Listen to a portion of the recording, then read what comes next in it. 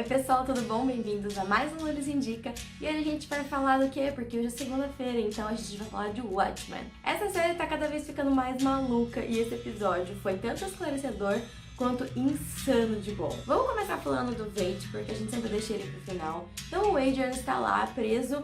Disseram pra mim, Loures, ele está preso na Lua. Bom, ele está preso na Lua, mas não é a Lua que orbita a Terra. É a lua de Júpiter, pelo que eu tava lendo aí na internet. Então, pelo visto, ele tá preso sim numa lua.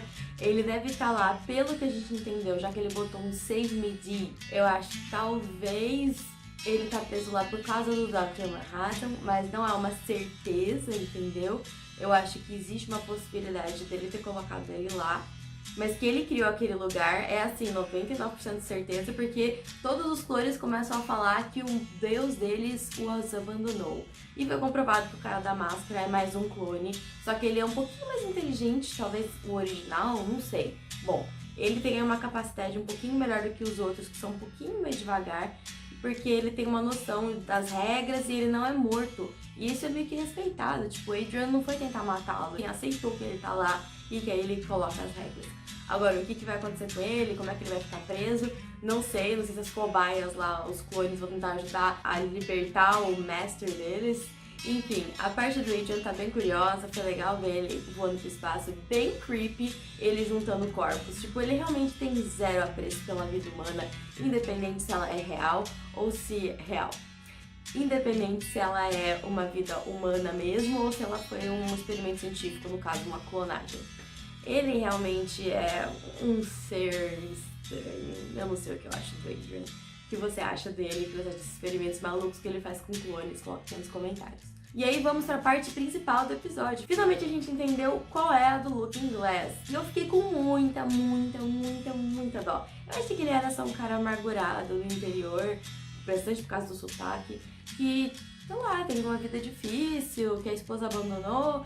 E, meu, é muito pior que isso, cara. Ele era um pobre coitado de uma testemunha de Jeová, entendeu? Que foi lá espalhar a palavra no pior dia possível, que foi no dia 2 de novembro, da iminência da guerra dos Estados Unidos com a Rússia. Ele foi lá tentar mostrar para as pessoas que tinha chance ainda de acreditar no Deus certo, na religião certa. E no fim das contas ele acabou pelado, traído, com um monte de gente morta e alucinando. Então ele passou a vida inteira dele dependendo desse momento de quando ele tinha 17 anos.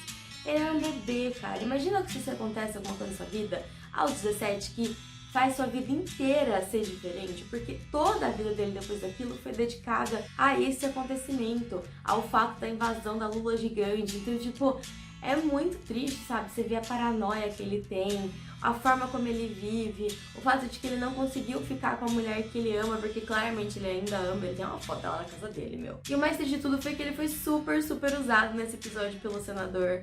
Cara, o Keane é uma pessoa muito ruim, só pode ser. Porque assim, ele vai lá, eu acreditei naquele momento de que ele realmente, tipo, olha, faz isso ou eu vou ferrar com a Angela, porque foi basicamente isso que ele falou. Você tem que entender que o Looking Glass aqui, ele traiu a amiga dele pra salvar a própria. Porque ela tava se metendo aí no meio dessa confusão toda, sem saber que ela tava se metendo. E a única opção que ele tinha era ou deletar ela pra Six Factor, ou ela, tipo, ia ser morta. Ia ser muito pior. Tipo, eles iam invadir a casa dela, matar todo mundo, ia ser muito pesado. Ela já passou por aquilo. Então, puta trauma, sabe? Eu acho que eles colocou muito no lugar dela também, tipo, meu, ela vai dar ruim, alguém vai acabar morrendo, vai ficar pior. Então vamos prender a Angela porque é menos pior do que ela ficar aí causando na vida dos outros. E eu espero que em algum momento ela entenda e perdoe o amigo se ele sobreviver, né? Porque depois de toda essa história, enganarem o coitado, jogarem a verdade na cara dele e ele ficar, tipo, desorientado, simplesmente vão uma cavalaria atacar a casa dele. Então, assim, eu não acho que ele vai sobreviver, mas se a cena acabou com eles entrando na casa, nunca se sabe o que pode acontecer. Às vezes ele só vai ser levado por eles e ser mantido prisioneiro até acabar todo o plano que eles têm em frente. Pelo visto, o plano deles não é o mesmo do avô da Angela, então a gente não sabe o que de fato vai acontecer, mas TikTok pros dois lados.